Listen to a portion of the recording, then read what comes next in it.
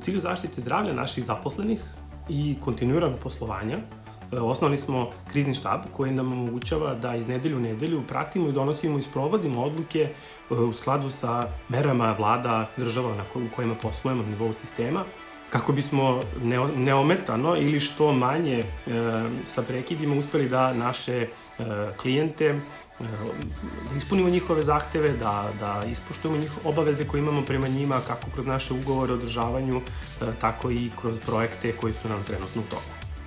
U svim našim poslovnim prostorijama obezbeđujemo dostupnost dezinfekcionih materijala i zaštitnih maski i rukavica za sve naše zaposlene, imamo učestale dezinfekcije naših prostora i naravno obezbedili smo sve one kojima to rad omogućava i opis posla, rad od kuće, zahvaljujući činjenici da smo partneri sa velikim IT vendorskim kućama čije platforme možemo da koristimo u našem radu, a i omogućavamo te platforme našim klijentima da ih koriste, pogotovo u ovo doba, potpuno besplatno.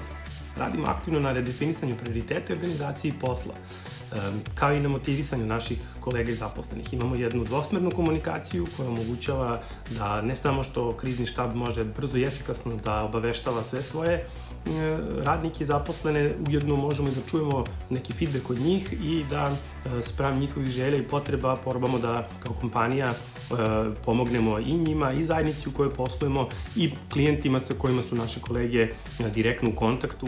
Takođe je trenutno u toku i Telegrup Akademija za digitalnu transformaciju koja je namenjena najboljim studentima druge godine Fakulteta organizacionih nauka u Beogradu.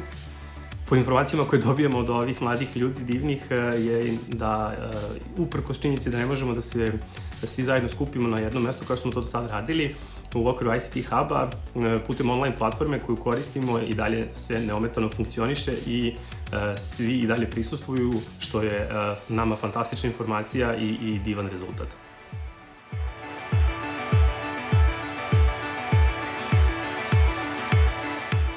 Zahvaljujući našoj čvrstoj partnerskoj mreži omogućili smo našim korisnicima, kako iz domena javnih preduzeća, bankarskog sektora i privatnih preduzeća, korišćenje besplatnih alata naših vendora kako bi imali koliko-toliko kontinuitet u poslovanju i omogućili im video sastanke i rad od kuće. Istovremeno stavili smo se na raspolaganje državama u kojima poslujemo za svu pomoć i podršku koja im je neophodna. Tako da, konkretno u Srbiji kroz UNICEF smo donirali novac za 2 respiratora u zajedničkoj akciji sa drugim članicama Digitalne Srbije inicijative.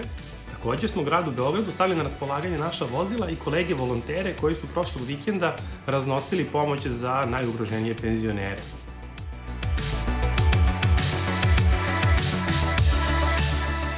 Pošto radimo od kuće, onda je poslovno vreme umešano sa malo doza privatnog i vremena posvećenog sebi. Pored fizičkog vežbanja, supruga i ja takođe pohađamo na kurseri kurseve iz naših sopstvenih domena, kome što je interesantno.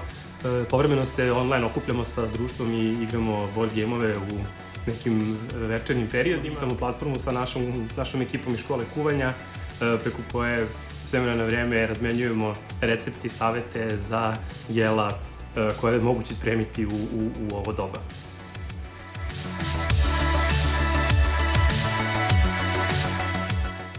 Daću timu mogućnost da pokažu šta smo sve to naučili tokom ovog perioda, kako o sebi, tako o načinu rada i o našim klijentima i o tržištu koje će sigurno biti značajnije drugačije nego što je to bilo pre ovog 15. marta. Organizovat ćemo jedan team building na otvorenom, ali sa poštovanjem distance, tako da možda neki frizbir i tako nešto. Ćemo se nazad suštinski da vidimo koliko se sada sve aktivnosti naše, pogotovo naše partnerski skupovi, događaji i konferencije, kao što je na primjer Infosec, po kojoj smo regionalno poznati, u kom će formatu takve stvari biti moguće organizovati u narednom periodu. Uzmemo kako bismo našim partnerima i našim korisnicima pružili ono na što su navikli već u zadnjih 20 godina postojanja.